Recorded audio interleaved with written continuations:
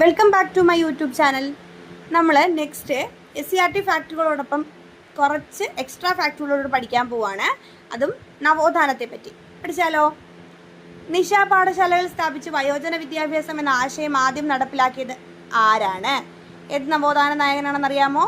വൈകുണ്ഠ സ്വാമികൾ. വയോജന വിദ്യാഭ്യാസം നിശ പാഠശാലകൾ സ്ഥാപിച്ച വ്യക്തി വൈകുണ്ഠ സ്വാമികൾ. പള്ളിക്കൊരു പള്ളിക്കൂടം എന്ന സമ്പ്രദായം ആരാ കൊണ്ടുവന്നത്? കുര്യാക്കോസ് ഏലിയാസ് ചാവറ.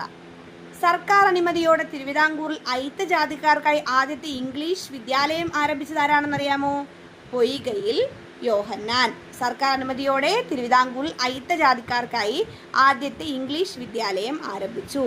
അറബി ഭാഷയുടെ പ്രചാരണത്തിനും മുസ്ലിം പെൺകുട്ടികളുടെ വിദ്യാഭ്യാസ പുരോഗതിക്കുമായി പ്രവർത്തിക്കുകയും ചെയ്ത വ്യക്തിയാണ് വക്കം അബ്ദുൽ ഖാദർ മൗലവി. വിദ്യയും വിത്തുമുണ്ടെങ്കിലേ മനുഷ്യ പുരോഗതി സാധ്യമാകൂ എന്ന് വിശ്വസിച്ച വ്യക്തി ആരാണ്? ചട്ടമ്പി സ്വാമികൾ. ജാതി വ്യവസ്ഥയ്ക്കും തൊട്ടുകൂടായ്മയ്ക്കുമെതിരെ പരാമർശിക്കുന്ന കേരളത്തിലെ ആദ്യത്തെ കൃതിയായ ജാതിക്കുമ്മി പണ്ഡിറ്റ് KP കറുപ്പൻ. ജാതിക്കുമ്മി പണ്ഡിറ്റ് KP കറുപ്പൻ. ഭരണഘടനാ നിർമ്മാണ സഭയിലേക്ക് തിരഞ്ഞെടുക്കപ്പെട്ട ആദ്യ ദളിത വനിത ആരാന്നറിയാമോ? ദാക്ഷായണി വേലായുധൻ. Thank U.